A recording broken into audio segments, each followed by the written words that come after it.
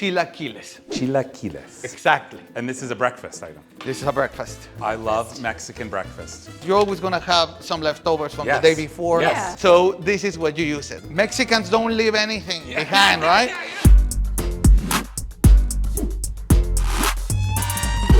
Welcome to another edition of Vince's at Home. Hi, everybody. We have Jose here. I want to bring your attention to the Salsa Morita. I'm gonna open it. I want you to look at the color. How do you get a tomato To look- from looking like that to looking like that, being the same ingredient? It comes from the charring of the tomato. Then we put a morita pepper, which is a dried and smoked pepper from Mexico. Fresh onion, a little bit of lemon juice, Yes. onion, coriander, salt and pepper. No oil, no sugar, no preservatives. That's why we can use it as a salsa, we can use it as a marinating ingredient, or we can use it as a sauce that we are going to cook with right now. Okay. We're gonna go ahead and put the salsa here because this salsa also doesn't have water. It has never been diluted. Yes. I'm going to add some water here from the sink. Otherwise, it's gonna be too thick and unmanageable. So the sauce, you're just warming it up. The sauce we're warming up. So I'm just gonna make sure that all of the sauce is the same consistency. Okay, so now we're gonna go ahead and open the chips that we have.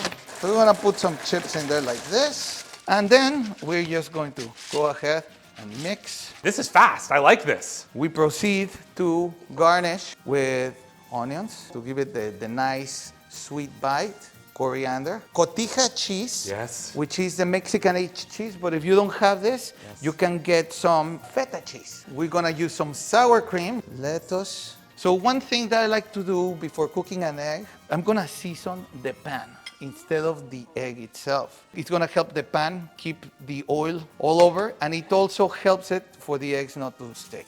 I usually like it sunny side up and runny, so I'm not gonna flip it. I'm gonna put it here on the side. Ideally, the yolk is gonna run on top of them when you try them, and so on. It's so good. There's no meat in here, right? No meat. But there's like the smokiness brings it out. Like it feels like you're having a protein in there. People that used to eat meat and then went vegetarian or vegan Yes. love this salsa Totally. because it just brings you back there. Totally. That's delicious. This is very good. Oh yeah, I'm making this on the weekend now. Okay. This is like delicious. Derek, you're gonna like this, buddy. So we had breakfast. Yes. And now it's lunch. Exactly. Just like that. The idea was to make a Mexican hot dog, an idea of what to cook in the barbecue, that it's effortless, that it's not that expensive. You know, you're feeding your family for $2 a person. Yes. Like, I mean, I'm gonna do them on the pan because that's what we have here in the kitchen. We put a little bit of water in there, build the steam. The steam is gonna help us cook the inside. What I'm doing is I'm just poking the sausage with a knife. I go to the center of it and I press. And if the juice runs clear, it means that it's cooked through. So we just warm up our bread. We're gonna proceed and open this, not through, just about halfway, and then just pull the bread back. We're gonna bring our hot dogs. They have a curved shape. So what I like to do, because we have a straight bread, is I like to do a little bit of incisions. First the original garnishes, then we're gonna do the Mexican side of the equation, which is the pico de gallo. And then a little bit of extra onion, a little bit of crunchy of iceberg lettuce, and the morita salsa, yes. Look at that color, wow. So huh? nice. And that's basically the Mexican hot dog. Beautiful. It's so good. Did you have fun?